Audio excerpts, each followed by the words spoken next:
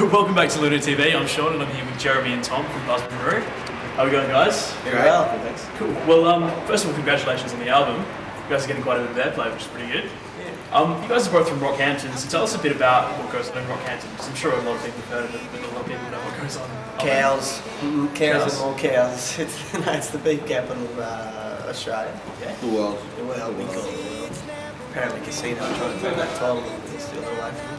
Casino? Yeah, someone told me that yesterday. There you go. What's the music scene like up there?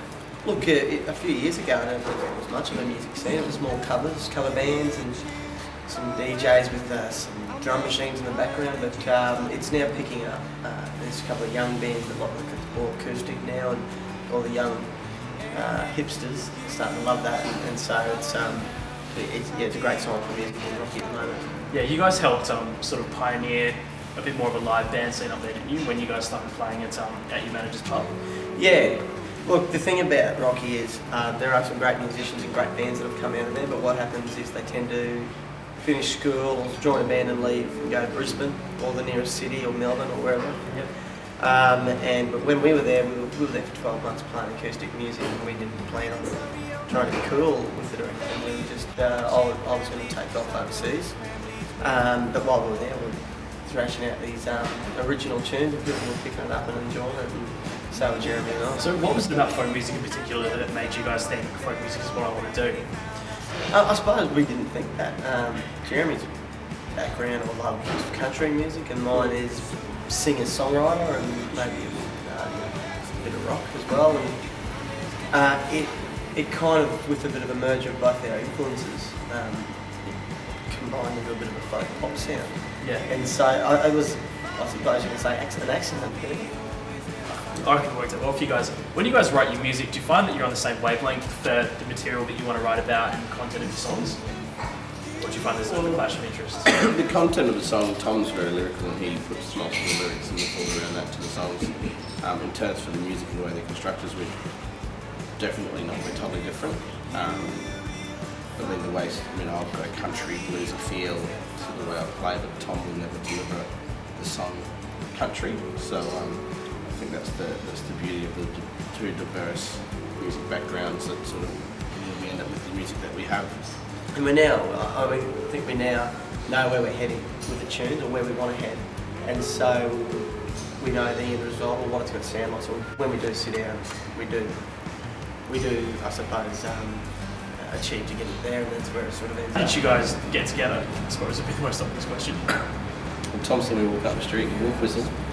I turned around and he had a twinkle in his eye. Always I heard a story about, I think it was... I was kidding. Yeah, no, I read a story on the internet about how you saw Jeremy on the beach playing ukulele. Yeah, I had my shirt off and all. Sitting on a lush forest or something with ukulele. Bit of an embellishment. What's going on there? We don't get to see any of this stuff, we just hear about it. Yeah. No, the That truth was on your MySpace. Yeah, well that was our old manager. Oh, okay. Hence what she's our old manager. That's a lie. I went to Brisbane to study, and I was coming back and forth to Rocky for school and uni holidays with my guitar, and Jeremy was in Rocky playing in the band.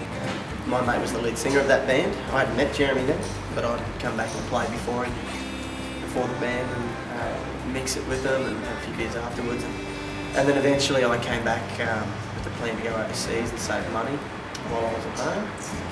And just gave Jeremy a call and said, listen, bring your mad skills over here and help me turn these originals into songs. And that's what happened, and we had no plans on forming a band or doing anything, but we just started playing 5 gigs a week, 10 months straight, and we don't have to ever rehearse together again, which is pretty handy, and that's how it sort of all kicks off. So you guys did Girls Just Want to Have Fun for Triple J's like version.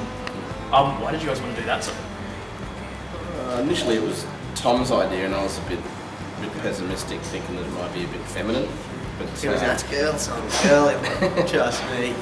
No, look, we mucked around with it for a bit and did a girls' school and they loved it, and Tom used that one. Yeah, look, I saw Specs and Specs, and Washington read it in a book, whatever the game's called, and Specs and Specs, where you have to read the story with the melody of the song, and it was and it was girls would have fun, and I just thinking, what a great melody, and it didn't sound anything like the pop song.